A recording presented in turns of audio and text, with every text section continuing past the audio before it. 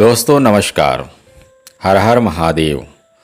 दोस्तों पिछले वीडियो में हमने देखा था कि किस तरह माता पार्वती ने कठोर तपस्या की थी भगवान शिव को प्राप्त करने के लिए, और भगवान शिव माता पार्वती की परीक्षा लेने के लिए पहले वो सप्तऋषियों को भेजते हैं और उसके बाद वे स्वयं ब्राह्मण का वेश बना करके माता पार्वती के पास पहुंचते हैं और उनकी दिव्य परीक्षा लेते हैं और फिर अपने अंतिम स्वरूप में आते हैं, वास्तविक स्वरूप में आते हैं और माता पार्वती को दर्शन देते हैं।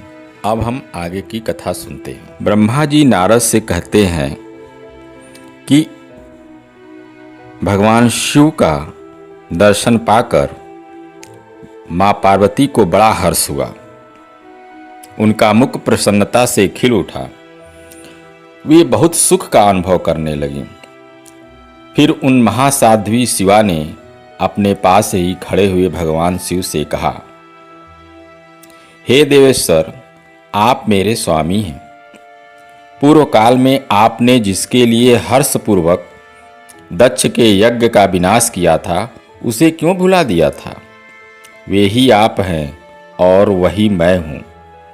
इस समय मैं तारकासुर से दुख पाने वाले देवताओं के कार्य की सिद्धि के लिए रानी मेना के गर्भ से उत्पन्न हुई हूँ।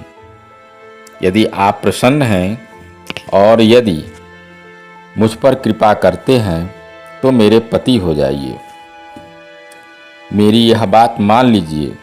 आपकी आज्ञा लेकर मैं पिता के घर जाती हूँ।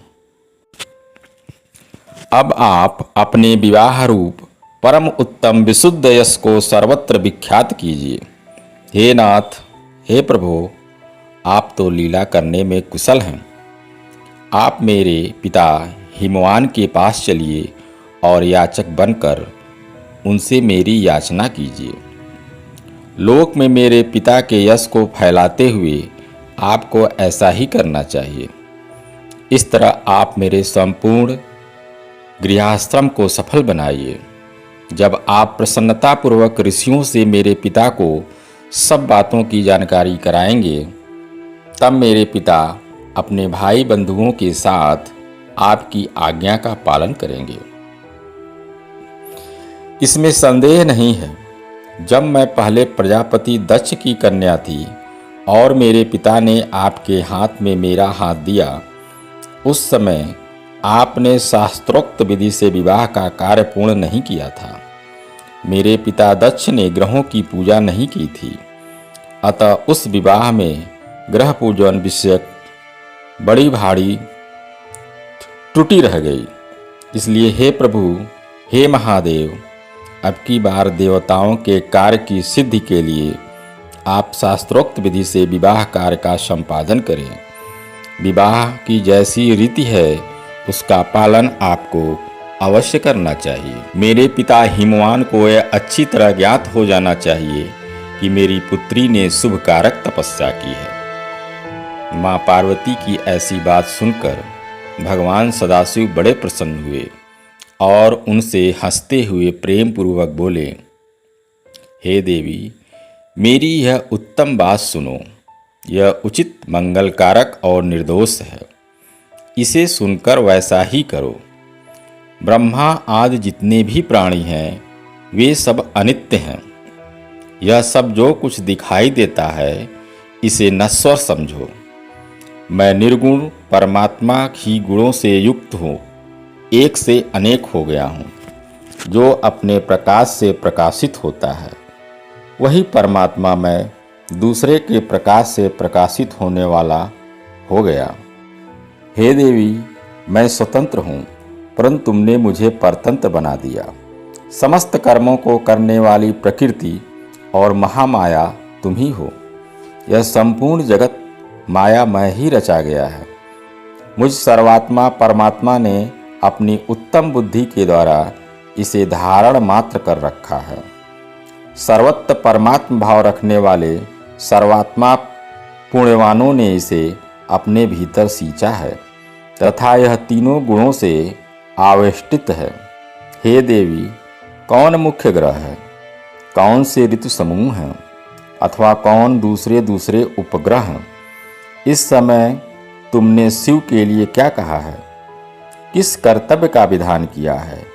गुण और कार्य के भेद से हम दोनों ने इस जगत में भक्त वत्सलता के कारण भक्तों को सुख देने हेतु अवतार ग्रहण किया है। तुम रजः सत्य तमोमयी सूक्ष्म प्रकृति हो, सदा व्यापार कुशल सगुणा और निर्गुणा भी हो। मैं यहाँ संपूर्ण भूतों का आत्मा निर्विकार एवं निरीह हूँ। भक्त की इच्छा से मैंने शरीर धारण किया है। हे शैलजे, मैं तुम्हारे पिता हिमालय के पास नहीं जा सकता तथा भिक्षुक होकर किसी तरह तुम्हारी उनसे याचना भी नहीं कर सकता। महान गुणों से अत्यंत गौरवशाली महात्मा पुरुष भी अपने मुंह से यह बात निकालने पर तत्काल लघुता को प्राप्त हो जाता है। ऐसा जानकर हमारे लिए क्या कहती हो।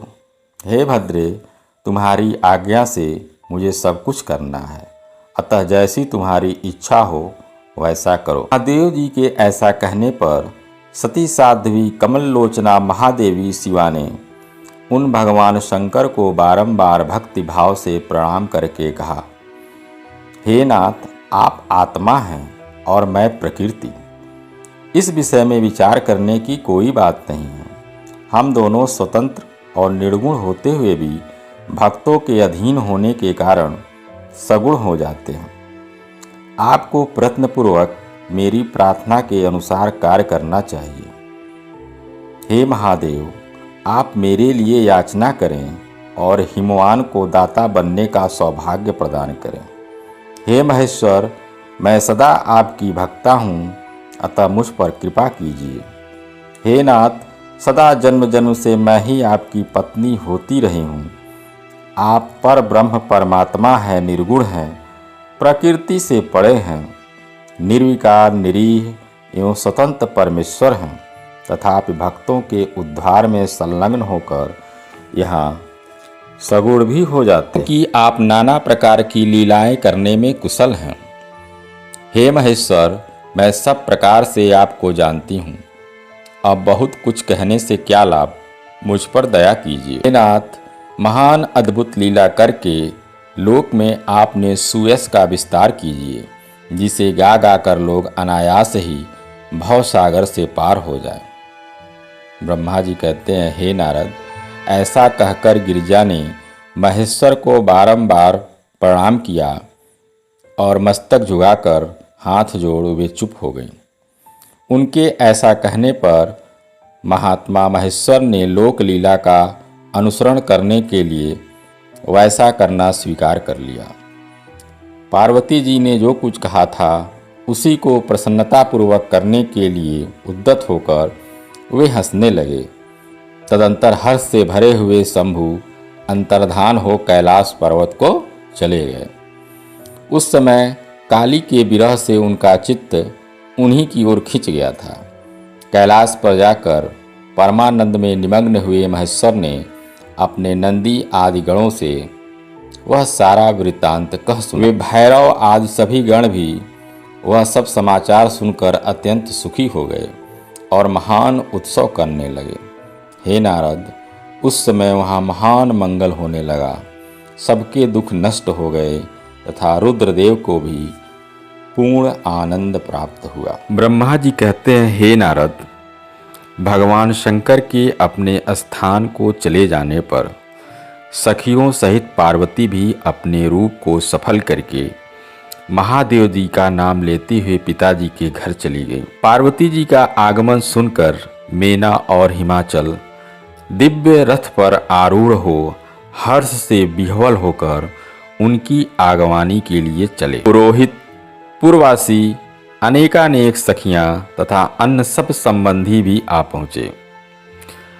माता पार्वती के सारे भाई मैनाक आदि बड़े हर्ष के साथ जय जयकार करते हुए उन्हें घर ले जाने के लिए गए। इसी बीच में पार्वती अपने नगर के निकट आ गईं। नगर में प्रवेश करते समय शिवा देवी ने माता पिता को देखा, जो अत्यंत प्रसन्न और हर्ष से प्रसन्नचित्त होकर दौड़े चले आ रहे थे। उन्हें देखकर हर्ष से भरी हुई काली ने सखियों सहित प्रणाम किया। माता पिता ने पूर्ण रूप से आशीर्वाद दे पुत्री को छाती से लगा लिया और बोला, मेरी बच्ची। ऐसा कहकर प्रेम से विह्वल हो रोने लगे। तत्पश्चात अपने घर की दूसरी स्त्रियों तथा भाभियों ने भी बड़ी प्रसन्नता के साथ प्रेम पूर्वक उन्हें भुजाओं में भर कर भेटा। बोला, हे देवी, तुमने अपने कुल का उद्धार करने वाले उत्तम कार्य को अच्छी तरह सिद्ध किया है। तुम्हारे सदाचरण से हम सब लोग पवित्र हो गए। ऐसा कहकर सब लोग हर्ष के साथ पार्वती की भूरी भूरी प्रशंसा करते हुए उन्हें प्रणाम करने लगे। लोगों ने चंदन और सुंदर फूलों से शिवा देवी का सानंद पूजन किया। उस अवसर पर विमान पर बैठे हुए देवताओं ने पार्वती को नमस्कार करके उन पर फूलों की वर्षा करते हुए स्तुति की। हे नारद, उसमें तुम्हें भी एक सुंदर रथ पर बिठाकर ब्राह्मण आदि सब लोग नगर में ले गए। फिर ब्राह्मणों, सखियों तथा दूसरी स्त्रियों ने बड़े आदर के साथ शिवा का घर के भीतर प्रवेश कराया। स्त्रियों ने उनके ऊपर बहुत सी वस्तुएं निछावर की। ब्राह्मणों ने आशीर्वाद दिए। मुनीश्वर पिता हिमवान और माता मेनका को बड़ी प्रसन्नता हुई। उन्होंने अपने गृहस्थ आश्रम को सफल माना और यह अनुभव किया कि कुपुत्र की अपेक्षा सुपुत्री ही श्रेष्ठ है। गिरिराज ने ब्राह्मणों और बंदीजनों को धन दिया और ब्राह्मणों को मंगल पाठ करवाया। मुने इस प्रकार माता पार्वती के साथ हर्ष भरे माता पिता, भाई और भौजाइयाँ भी घर के आंगन में प्रसन्नता पूर्वक बैठीं। तदंतर हिमवान प्रसन्नचित से सबका आदर सत्कार करके गंगा स्नान के लिए गए। इसी बीच में सुंदर लीला करने वाले भक्तवत्सल भगवान शंभु एक अच्छा नाचने वाला नट बनकर मेनका के पास आए। उन्होंने बाएं हाथ में सींग और दाहिने हाथ में डमरू ले रखा था। पीठ पर कथरी रख छोड़ी थी। लाल वस्त्र पहने हुए भगवान रुद्र नाच और गान में अपनी निपुणता का परिचय दे रहे थे। सुंदर नट का रूप धारण किए हुए भगवान शिव ने मेनका के पास बैठी हुई स्त्रियों की टोली के समीप सुंदर नृत्य किया और अत्यंत मनोहर नाना प्रकार के गीत गाए। उन्होंने वहाँ सुंदर ध्वनि करने वाले शंख और डमरू को भी बजाया तथा नाना प्रकार की बड़ी मनोहारिणी लीला की। नटराज की उस लीला को देखने के लिए नगर के सभी स्त्री, पुरुष, बालक और वृद्ध भी सहसा वहाँ आ पहुँचे। उस सुमधुर गीत को सुनकर और उस मनोहर उत्तम नृत्य को देखकर वहाँ आए हुए सब लोग तत्काल मोहित हो गए। मेना भी मोहित हो गई। उधर पार्वती ने अपने हृदय में भगवान शंकर का साक्षात दर्शन किया। वे त्रिशूल आदि चिन्ह धारण किए हुए अत्यंत सुंदर दिखाई देते थे। उनका सारा अंग विभूति से विभूषित था। वे हड्डियों की माला से अलंकृत थे। उनका मुख सूर्य, चंद्र एवं अग्नि रूप तीनों नेत्रों से उद्वासित था। उन्होंने नाग का यज्ञोपवीत धारण किया था। उनके उस सुरम्य रूप को देखकर दुर्गा प्रेमावेश से मूर्छित हो गई। गौरवर्ण विभूषित दीनबंधु दया सिंधु और सर्वथा मनोहर महेश्वर पार्वती से कह रहे थे कि वर मांगो। अपने हृदय में विराजमान महादेव जी को इस रूप में देखकर पार्वती देवी ने उन्हें प्रणाम किया और मन ही मन यह वर मांगा कि आप मेरे पति हो जाइए। प्रीति युक्त हृदय से शिवा को वैसा कल्याणकारी वर देकर पुनः अंतर्धान हो गए और वहाँ पूर्वत भिक्षा मांगने वाला नट बनकर उत्तम नृत्य करने लगे। उस समय मेना सोने की थाली में रखे हुए बहुत से सुंदर रत्न ले उन्हें प्रसन्नता पूर्वक देने के लिए गई। उनका वह ऐश्वर्य देखकर भगवान शंकर मन ही मन बड़े प्रसन्न हुए, परंतु उन्होंने उन रत्नों को स्वीकार नहीं किया। वे भिक्षा में उनकी पुत्री शिवा को ही मांगने लगे और पुनः कौतुकवश सुंदर नृत्य और गान करने को उद्यत हुए। मीना उस भिक्षुक नट की बात सुनकर अत्यंत कुपित हो उठी और उसे डांटने फटकारने लगी। उनके मन में उसे बाहर निकाल देने की इच्छा हुई। इसी बीच गिरिराज हिमवान गंगा जी से नहाकर लौट आए। उन्होंने अपने सामने उस नराकार भिक्षुक को आंगन में खड़ा देखा। मीना के मुख से सारी बातें सुनकर उनको भी बड़ा क्रोध आया। उन्होंने अपने सेवकों को आज्ञा दी कि इस नट को बाहर निकाल दो।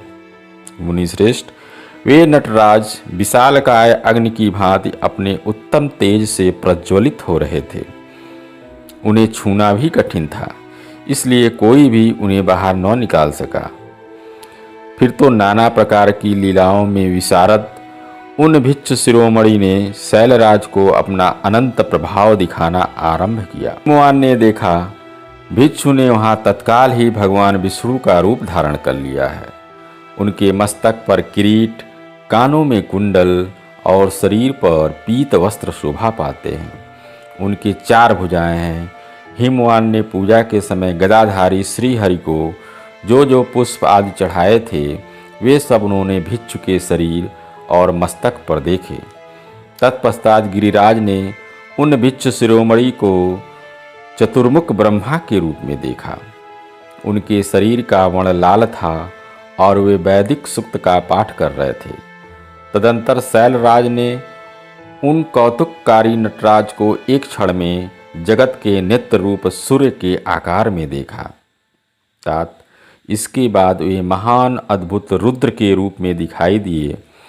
उनके साथ देवी पार्वती भी थी। वे उत्तम तेज से संपन्न रमणीय रुद्र धीरे धीरे हंस रहे थे।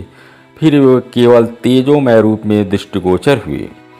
उनका वह स्वरूप निराकार, निरंजन, उपाधि शून्य, निरीह एवं अत्यंत अद्भुत था। इस प्रकार हिमवान ने उनके बहुत से रूप देखे। इससे उन्हें बड़ा विस्मय हुआ और वे तुरंत ही परमानंद में निमग्न हो गए। तदंतर सुंदर लीला करने वाले उन भिक्षु शिरोमणि ने हिमवान और मीना से दुर्गा को ही भिक्षा के रूप में मांगा। दूसरी कोई वस्तु ग्रहण नहीं की, परंतु शिव की माया से मोहित होने के कारण शैलराज ने उनकी इस प्रार्थना को स्वीकार नहीं किया। फिर भिक्षु ने कोई वस्तु नहीं ली और वहाँ से वो अंतर्धान हो गए। तब मीना और शैलराज को उत्तम ज्ञान हुआ और वे सोचने लगे, भगवान शिव हमें अपनी माया से छलकर अपने स्थान को चले गए। यह विचार कर उन दोनों की भगवान शिव में पराभक्ति हुई, जो महान मोक्ष की प्राप्त करने वाली दिव्य तथा संपूर्ण आनंद प्रदान करने वाली। आगे ब्रह्मा जी कहते हैं, हे नारद, मीना और हिमवान की भगवान शिव के प्रति उच्च कोट की अनन्य भक्ति देख इंद्र आदि सब देवता परस्पर विचार करने लगे। तदंतर गुरु बृहस्पति और ब्रह्मा जी की सम्मति के अनुसार सभी मुख्य देवताओं ने शिव जी के पास जाकर उनको प्रणाम किया और वे हाथ जोड़कर उनकी स्तुति करने लगे। देवता बोले, हे महादेव, हे करुणाकर, हे शंकर, हम आपकी शरण में आए हैं, कृपा करिए।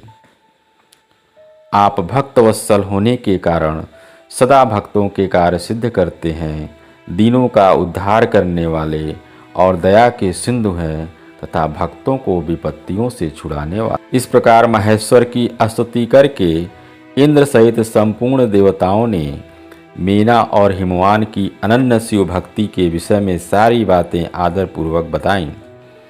देवताओं की यह बात सुनकर महेश्वर ने उनकी प्रार्थना स्वीकार कर ली और हंसते हुए उन्हें आश्वासन देकर विदा किया। तब सब देवता अपना कार्य सिद्ध हुआ मानकर भगवान सदाशिव की प्रशंसा करते हुए शीघ्र अपने घर को लौटकर प्रसन्नता का अनुभव करने लगे। तदंतर भक्तवत्सल महेश्वर भगवान शंभु, जो माया के स्वामी हैं, निर्विकार चित्त से शैलराज के यहाँ गए। उस समय गिरिराज हिमवान सभा भवन में बंधु वर्ग से घिरे हुए पार्वती सहित प्रसन्नतापूर्वक बैठे हुए थे। इसी अवसर पर वहां सदाशिव ने पदार्पण किया। वे हाथ में दंड छत्र, शरीर पर दिव्य वस्त्र, ललाट में उज्ज्वल तिलक, एक हाथ में स्फटिक की माला और गले में सालग्राम धारण किए भक्तिपूर्वक हरि नाम का जप कर रहे थे और देखने में साधु वेशधारी ब्राह्मण जान पड़ते थे। उन्हें आया देख सपरिवार हिमवान उठ खड़े हो गए। उन्होंने उन अपूर्व अतिथि देवता को भूतल पर दंड के समान पड़कर भक्ति भाव से साष्टांग प्रणाम किया। देवी पार्वती ब्राह्मण रूपधारी प्राणेश्वर शिव को पहचान गई थीं, अतः उन्होंने भी उनको मस्तक झुकाया और मन ही मन बड़ी प्रसन्नता के साथ उनकी स्तुति की। ब्राह्मण रूपधारी शिव ने उन सबको प्रेम पूर्वक आशीर्वाद दिया, किंतु शिवा को सबसे अधिक मनोवांछित शुभाशीर्वाद दिया। शैलाधिराज हिमवान ने बड़े आदर से उन्हें मधुपर्क आदि पूजन सामग्री भेंट की और ब्राह्मण ने बड़ी प्रसन्नता के साथ वह सब ग्रहण किया। तत्पश्चात गिरिश्रेष्ठ हिमाचल ने उनका कुशल समाचार पूछा। मुनि अत्यंत प्रीतिपूर्वक उन दिव्यराज की विधिवत पूजा करके शैलराज ने पूछा, आप कौन हैं? तब उन ब्राह्मण शिरोमणि ने गिरिराज से शीघ्र ही आदरपूर्वक कहा। वे श्रेष्ठ ब्राह्मण बोले, हे गिरिश्रेष्ठ, मैं उत्तम विद्वान वैष्णव ब्राह्मण हूँ और ज्योतिष की वृत्ति का आश्रय लेकर भूतल पर भ्रमण करता रहता हूँ। मन के समान मेरी गति है। मैं सर्वत्र जाने में समर्थ और गुरु की दी हुई शक्ति से सर्वज्ञ परोपकारी शुद्धात्मा हूँ। मुझे यह ज्ञात हुआ है कि तुम अपनी इस लक्ष्मी सरीखी सुंदर रूप वाली दिव्य सुलक्षणा अपनी पुत्री को एक आश्रय रहित कुरूप और गुणहीन वर महादेव जी के हाथ में देना चाहते हो। वे रुद्र देवता मरघट में वास करते, शरीर में सांप लपेटे रहते और योग साधते फिरते हैं। उनके पास पहनने के लिए एक वस्त्र भी नहीं है, वैसे ही नंग धड़ंग घूमते हैं। आभूषण की जगह सर्प धारण करते हैं। उनके कुल का नाम आज तक किसी को पता नहीं है। ये कुपात्र व कुशील हैं, क्रोधी और अविवेकी हैं। उनकी अवस्था कितनी यह किसी को ज्ञात नहीं है। वे अत्यंत कुत्सित जटा का बोझ सदा सिर पर धारण किए रहते हैं। वे भले बुरे सबको आश्रय देने वाले, भ्रमणशील, नागहारधारी, भिक्षुक, कुमार्ग परायण, हठपूर्वक वैदिक मार्ग का त्याग करने वाले हैं। ऐसे अयोग्य वर को आप अपनी बेटी देना चाहते हैं? ज्ञानियों में श्रेष्ठ गिरिराज, मेरे कथन का मर्म समझो। तुमने जिस पात्र को ढूंढ रखा है वह इस योग्य नहीं कि उसके हाथ में पार्वती का हाथ दिया जाए। हे शैलराज, तुम ही देखो, उनके एक भी भाई बंधु नहीं है। तुम तो बड़े बड़े रत्नों की खान हो, किंतु उनके घर में भूजा भांग भी नहीं है। वे सर्वथा निर्धन हैं। हे गिरिराज, तुम शीघ्र ही अपने भाई बंधुओं से, मीना देवी से, सभी बेटों से और पंडितों से भी प्रयत्नपूर्वक पूछ लो, किंतु पार्वती से मत पूछना, क्योंकि उन्हें शिव के गुण दोष की परख नहीं है। ब्राह्मण कहते हैं, हे नारद, ऐसा कहकर वे ब्राह्मण देवता जो नाना प्रकार की लीला करने वाले शांत स्वरूप शिव ही थे, शीघ्र खा पीकर आनंदपूर्वक वहाँ से अपने घर को चले दिए। ब्रह्मा जी कहते हैं, ब्राह्मण रूपधारी शिव जी के वचनों का मीना के ऊपर बड़ा प्रभाव पड़ा और उन्होंने दुखी होकर पति से कहा, हे गिरिराज, इन वैष्णव ब्राह्मण ने शिव जी की जो निंदा की है उसे सुनकर मेरा मन उनकी ओर से बहुत खिन्न और विरक्त हो गया है। रुद्र के रूप, शील और नाम सभी कुत्सित हैं। मैं उन्हें अपनी सुलक्षणा पुत्री कदापि नहीं दूंगी। यदि आप मेरी बात नहीं मानेंगे तो मैं निसंदेह मर जाऊंगी। अभी इस घर को छोड़ देंगी। अथवा विष खा लूंगी। पार्वती के गले में फांसी लगाकर गहन वन में चली जाऊंगी। ऐसा कहकर मीना तुरंत कोप भवन में चली गई और अपने हार को फेंक कर रोती हुई धरती पर लौट गई। इधर भगवान शिव को इस बात का पता लगा। तब उन्होंने अरुंधति सहित सप्त ऋषियों को बुलाया तथा मीना के पास जाकर उन्हें समझाने की आज्ञा दी। शिव जी का आदेश प्राप्त कर भगवान शिव को नमस्कार करके वे दिव्य ऋषि आकाश मार्ग से उस स्थान को चल दिए जहाँ हिमवान की नगरी थी। उस दिव्य पुरी को देखकर उन सप्तऋषियों को बड़ा विस्मय हुआ।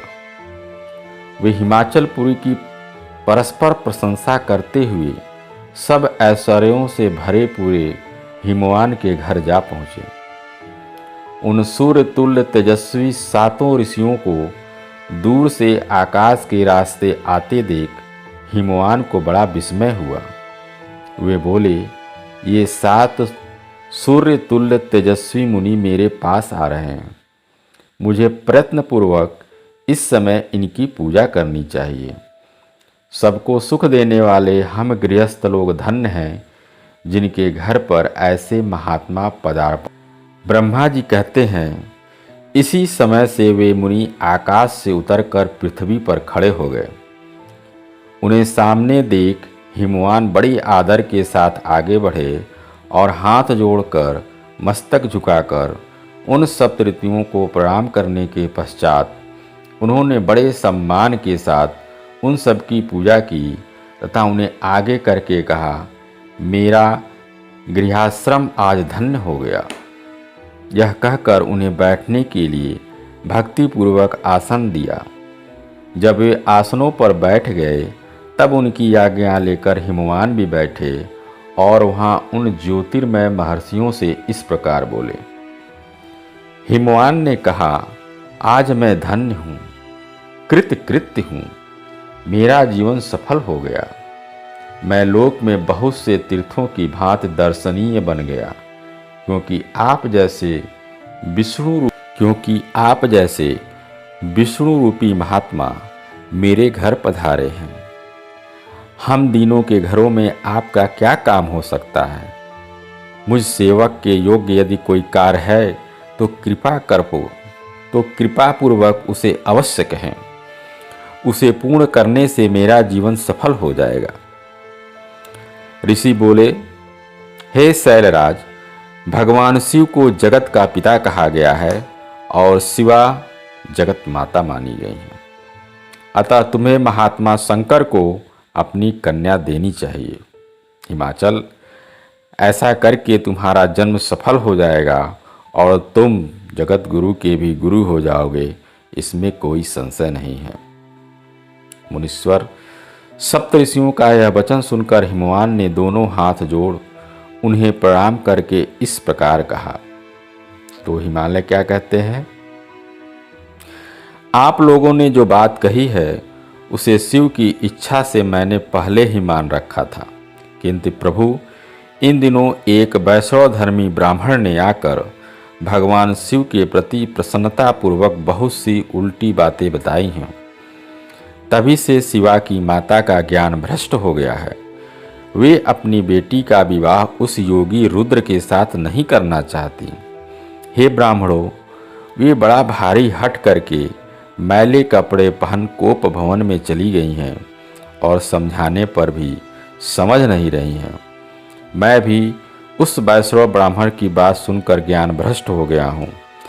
आपसे सच कहता हूँ, भिक्षुक रूपधारी महेश्वर को बेटी देने की अब मेरी भी इच्छा नहीं है। ब्रह्मा जी कहते हैं, हे नारद, मुनियों के बीच में बैठे हुए शैलराज शिव की माया से मोहित हो उपयुक्त बात कहकर चुप हो गए। तब उन सभी सप्तऋषियों ने शिव की माया की प्रशंसा करके मीना के पास अरुंधति को भेजा। पति की आज्ञा पाकर ज्ञानदायिनी अरुंधति देवी तुरंत उस घर में गई जहाँ मीना और पार्वती थी। जाकर उन्होंने देखा मीना शोक से आकुल होकर पृथ्वी पर पड़ी हुई हैं, तब उन साध्वी देवी ने बड़ी सावधानी के साथ मधुर और हितकर बात कही। अरुंधति बोली, साध्वी रानी मेनका, उठो, मैं अरुंधति तुम्हारे घर में आई हूं तथा दयालु सप्तऋषि भी पधारे हैं। अरुंधति का स्वर सुन मेनका शीघ्र उठ गई और लक्ष्मी जैसी तेजस्विनी उन पतिव्रता देवी के चरणों में मस्तक रखकर बोली। मीना ने कहा, अहो, हम पुण्य जन्मा जीवों को आज यह किस पुण्य का फल प्राप्त हुआ है कि हमारे इस घर में जगत सृष्टा ब्रह्मा जी की पुत्र वधू और महर्षि वशिष्ठ की पत्नी पधारी हैं। हे देवी, आप किस लिए आई हैं, यह मुझे बताइए। मैं और मेरी पुत्री आपकी दासी के समान हैं, आप हम पर कृपा कीजिए। मेनका के ऐसा कहने पर साध्वी अरुंधति ने उनको बहुत अच्छी तरह समझाया बुझाया और उन्हें साथ ले वे प्रसन्नतापूर्वक उस स्थान पर आईं जहाँ वे सप्तऋषि विद्यमान थे। सप्तऋषिगण बातचीत में बड़े निपुण थे। उन सब ने भगवान शिव के युगल चरणाबिंदों का स्मरण करके शैलराज को समझाना आरंभ किया। ऋषि बोले, हे शैलेंद्र, हमारा शुभकारक वचन सुनो। तुम पार्वती का विवाह शिव के साथ कर दो और संहारकर्ता रुद्र के ससुर हो जाओ। शंभु सर्वेश्वर हैं, वे किसी से याचना नहीं करते। स्वयं ब्रह्मा जी ने तारकासुर के विनाश के लिए एक वीर पुत्र उत्पन्न करने के उद्देश्य से लेकर भगवान शिव से यह प्रार्थना की है कि वे विवाह। भगवान शंकर तो योगियों के शिरोमणि हैं, वे विवाह के लिए उत्सुक नहीं हैं। केवल ब्रह्मा जी की प्रार्थना से ही वे महादेव तुम्हारी कन्या का पाणी ग्रहण करेंगे। जब तुम्हारी पुत्री ने तपस्या की थी उस समय उनके सामने उन्होंने उससे विवाह की प्रतिज्ञा कर ली थी। इन्हीं दो कारणों से योगीराज शिव विवाह करेंगे। ऋषियों की यह बात सुनकर हिमालय हंस पड़े और कुछ भयभीत हो विनयपूर्वक बोले, मैं शिव के पास कोई राजोचित सामग्री नहीं देखता हूँ। उसका न कोई घर है, न कोई ऐश्वर्य है, न कोई स्वजन है, न कोई बांधु है, न कोई बांधव है। मैं अत्यंत निर्लिप्त योगी को अपनी बेटी देना नहीं चाहता। आप लोग वेद विधाता ब्रह्मा जी के पुत्र हैं, अतः अपना निश्चित विचार कहिए। जो पिता काम से, मोह से, भय से अथवा लोभ से किसी अयोग्य वर के हाथ में अपनी कन्या दे देता है, वह मरने के बाद नरक में जाता है। अतः मैं स्वेच्छा से भगवान शूलपाण को अपनी कन्या नहीं दूंगा। अब जो सृष्टि का विधान होगा वो होकर रहेगा। मुनीश्वर नारद हिमाचल के इस वचन को सुनकर बातचीत करने में निपुण महर्षि वशिष्ठ ने उनसे कहा, मेरी बात सुनो। यह सर्वथा तुम्हारे लिए हितकारक, धर्म के अनुकूल, सत्य तथा इहलोक और परलोक में सुखदायक है। हे शैलराज, लोक तथा वेद में 3 प्रकार के वचन उपलब्ध होते हैं। शास्त्रज्ञ पुरुष अपनी निर्मल ज्ञान दृष्टि से उन सब प्रकार के वचनों को जानता है।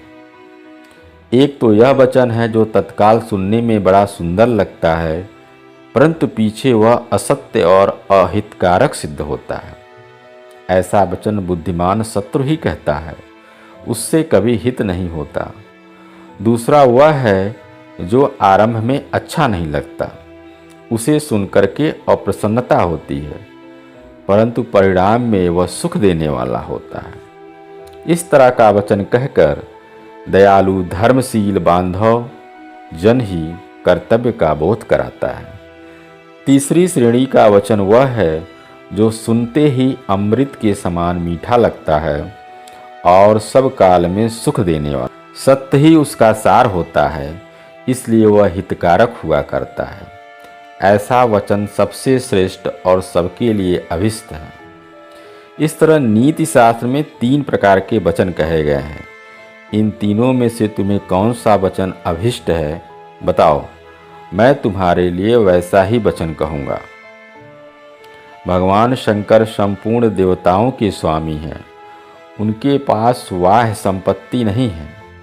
इसका कारण यह है कि उनका चित्त एकमात्र ज्ञान के महासागर में मग्न रहता है, जो ज्ञानानंद स्वरूप और सबके ईश्वर। उन्हें लौकिक बाह्य वस्तुओं की क्या इच्छा होगी। गृहस्थ पुरुष राज्य और संपत्ति से सुशोभित होने वाले वर को अपनी पुत्री देता है, क्योंकि किसी दीन दुखी को कन्या देने से पिता कन्याघाती होता है, उसे कन्या के वध का पाप लगता है। कौन जानता है कि भगवान शंकर दुखी हैं।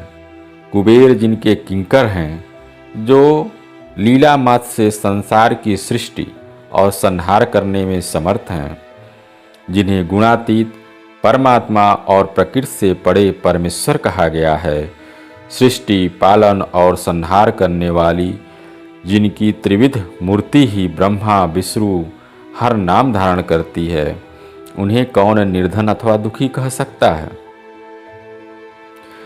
ब्रह्मलोक में निवास करने वाले ब्रह्मा, क्षीर सागर में रहने वाले विष्णु तथा कैलाशवासी, ये सब शिव की ही विभूतियां हैं। शिव से प्रकट हुई प्रकृति भी अपने अंश से 3 प्रकार की मूर्तियों को धारण करती है। जगत में लीला शक्ति से प्रेरित हो, वह अपनी कला से बहुत सा रूप धारण करती है। समस्त वांग्मय की अधिष्ठात्री देवी वाणी उनके मुख से प्रकट हुई हैं और सर्व संपत्ति स्वरूपिणी लक्ष्मी वक्ष स्थल से आविर्भूत हुई हैं तथा शिवा ने देवताओं के एकत्र हुए तेज से अपने को प्रकट किया था और संपूर्ण दानवों का वध करके देवताओं को स्वर्ग की लक्ष्मी प्रदान की। कल्पांतरण में दक्ष पत्नी के उदर से जन्म ले सती नाम से प्रसिद्ध हुई और हर को उन्होंने पति के रूप में प्राप्त किया। दक्ष ने स्वयं ही भगवान शिव को अपनी पुत्री दी थी। सती ने पति की निंदा सुनकर योग बल से अपने शरीर को त्याग दिया था। वे ही कल्याणमयी सती अब तुम्हारे वीर्य और मेना के गर्भ से प्रकट हुई हैं। हे शैलराज, ये शिवा जन्म जन्म में शिव की पत्नी होती हैं। प्रत्येक कल्प में बुद्धि रूपा दुर्गा ज्ञानियों की श्रेष्ठ माता होती हैं। ये सदा सिद्ध, सिद्धदायिनी और सिद्ध रूपिणी हैं। भगवान हर चिताभस्म के रूप में सती के अस्थि चूर्ण को ही स्वयं प्रेम पूर्वक अपने अंगों में धारण करते हैं। अतः गिरिराज, तुम स्वेच्छा से अपनी मंगलमयी कन्या को भगवान हर के हाथों में दे दो। तुम यदि नहीं दोगे तो स्वयं प्रियतम के स्थान में चली जाएंगी। देवेश्वर शिव तुम्हारी पुत्री का अनंत क्लेश देखकर ब्राह्मण के रूप में इसकी तपस्या के स्थान पर आए थे और इसके साथ विवाह की प्रतिज्ञा करके इसे आश्वासन और वर देकर अपने आवास स्थान को लौट गए थे। पार्वती की प्रार्थना से ही शंभु ने तुम्हारे पास आकर इसके लिए याचना की और तुम दोनों ने शिव भक्ति में मन लगाकर उनकी उस याचना को स्वीकार कर लिया था। बताओ, फिर किस कारण से तुम्हारी बुद्धि विपरीत हो गई। भगवान शिव ने देवताओं की प्रार्थना से प्रभावित होकर हम सब ऋषियों को और अरुंधति देवी को भी तुम्हारे पास भेजा है। हम तुम्हें यही शिक्षा देते हैं कि तुम पार्वती को रुद्र के हाथों में दे दो। ऐसा करने पर तुम्हें महान आनंद प्राप्त होगा। शैलेंद्र, यदि तुम स्वेच्छा से अपनी बेटी शिवा को शिव के हाथों में नहीं दोगे तो भावी के बल से इन दोनों का विवाह हो जाएगा। भगवान शंकर ने तपस्या में लगी हुई पार्वती को ऐसा ही वर दिया है। ईश्वर की हुई प्रतिज्ञा कभी पलट नहीं सकती। हे गिरिराज, ईश्वर के बस में रहने वाले समस्त साधु पुरुषों को भी प्रतिज्ञा का संसार में किसी के द्वारा उल्लंघन होना कठिन है, फिर साक्षात ईश्वर की प्रतिज्ञा के लिए तो कहना ही क्या। ब्रह्मा जी कहते हैं, हे नारद, तदंतर वशिष्ठ ने प्राचीन काल में राजा अनरण के द्वारा अपनी कन्या पद्मा का पिप्पलाद के साथ विवाह करने की तथा धर्म के वरदान से पिप्पलाद के तरुण अवस्था, रूप, गुण, सदा स्थिर रहने वाले यौवन, कुबेर और इंद्र से भी बढ़कर धन ऐश्वर्य प्राप्त करने की तथा पद्मा के स्थिर यौवन, सौभाग्य, संपत्ति और भर्ता के द्वारा परम गुणवान 10 पुत्रों को प्राप्त करने की कथा सुनाकर कहा, हे शैलेंद्र, तुम मेरे कथन के सार तत्व को समझकर अपनी पुत्री पार्वती का हाथ महादेव जी के हाथ में दे दो और मेना सहित तुम्हारे मन में जो क्रोध है उसे त्याग दो। आज से 1 सप्ताह व्यतीत होने पर अत्यंत शुभ और दुर्लभ मुहूर्त होने वाला है। उस समय चंद्रमा लग्न के स्वामी होकर अपने पुत्र वधू के साथ लग्न में ही स्थित होंगे। उनका रोहिणी नक्षत्र के साथ योग होगा। चंद्रमा और तारे शुद्ध होंगे। मार्गशीर्ष मास के अंतर्गत संपूर्ण दोषों से रहित सोमवार को, जबकि लग्न पर संपूर्ण शुभ ग्रहों की दृष्टि होगी, पाप ग्रहों की दृष्टि नहीं होगी तथा बृहस्पति ऐसे स्थान पर स्थित होंगे जहाँ से वे उत्तम संतान और पति का सौभाग्य देने में समर्थ होंगे। ऐसे मुहूर्त में तुम अपनी कन्या मूल प्रकृति ईश्वरी जगदम्बा पार्वती को जगत पिता भगवान शिव के हाथ में देकर कृतार्थ हो जाओ। ऐसा कहकर ज्ञान शिरोमणि मुनिवर वशिष्ठ नाना प्रकार की लीला करने वाले भगवान शिव का स्मरण करके चुप हो गया। वशिष्ठ जी की बात सुनकर सेवकों और पत्नी सहित गिरिराज हिमालय बड़े विस्मित हुए और दूसरे पर्वतों से बोले, गिरिराज मेरु, गंधमादव, मदरांचल, मैनाक और विंध्याचल आदि पर्वतेश्वरों, आप सब लोग मेरी बात सुने। वशिष्ठ जी ऐसी बात कह रहे हैं, अब मुझे क्या करना चाहिए, इस बात का विचार करना है। आप लोग अपने मन से सब बातों का निर्णय करके जैसा ठीक समझें वैसा करें। हिमाचल की यह बात सुनकर सुमेरु आदि पर्वत भली भांत निर्णय करके उनसे प्रसन्नतापूर्वक बोले, महाभाग, इस समय विचार करने से क्या लाभ। जैसा ऋषि लोग कहते हैं उनके अनुसार ही कार्य करना चाहिए। वास्तव में यह कन्या देवताओं का कार्य सिद्ध करने के लिए उत्पन्न हुई है। इसने शिव के लिए ही अवतार लिया है, इसलिए यह शिव को ही दी जानी चाहिए। यदि इसने रुद्रदेव की आराधना की है और रुद्र ने आकर इसके साथ वार्तालाप किया है तो इसका विवाह उन्हीं के साथ होना चाहिए। ब्रह्मा जी कहते हैं, हे नारद, उन मेरु आदि पर्वतों की यह बात सुनकर हिमाचल बड़े प्रसन्न हुए और गिरिजा भी मन ही मन हंसने लगी। अरुंधति ने भी अनेक कारण बताकर, नाना प्रकार की बातें सुनाकर और विविध प्रकार के इतिहासों का वर्णन करके मीना देवी को समझाया।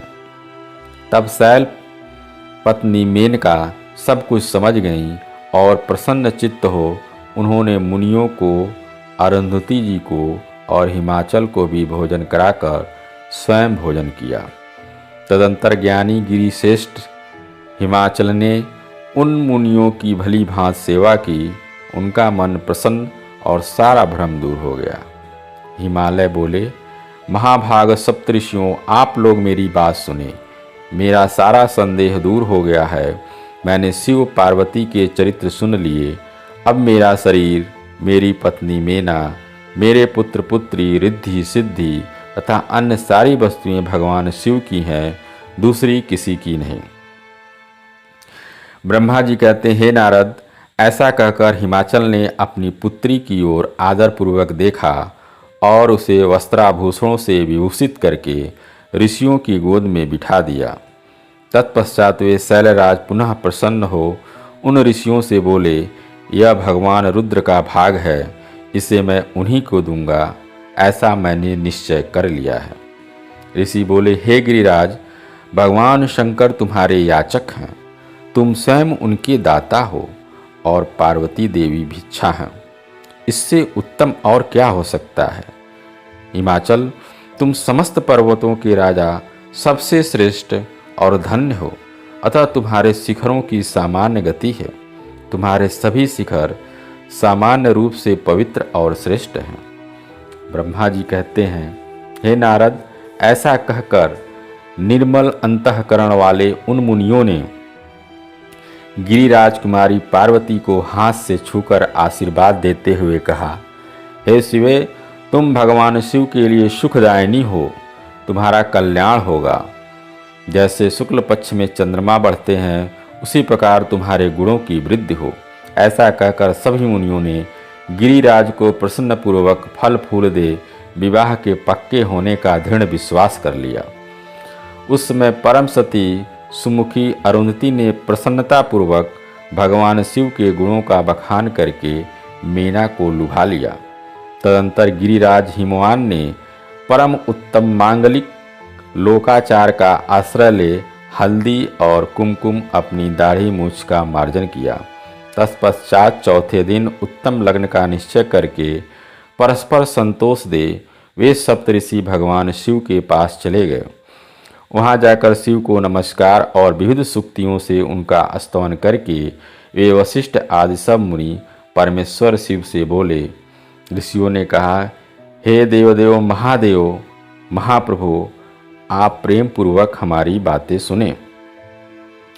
आपके इन सेवकों ने जो कार्य किया है उसे जान लें।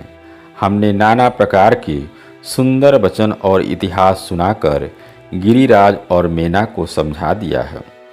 गिरिराज ने आपके लिए पार्वती का वाग्दान कर दिया है। अब इसमें कोई किंतु परंतु की बात नहीं है।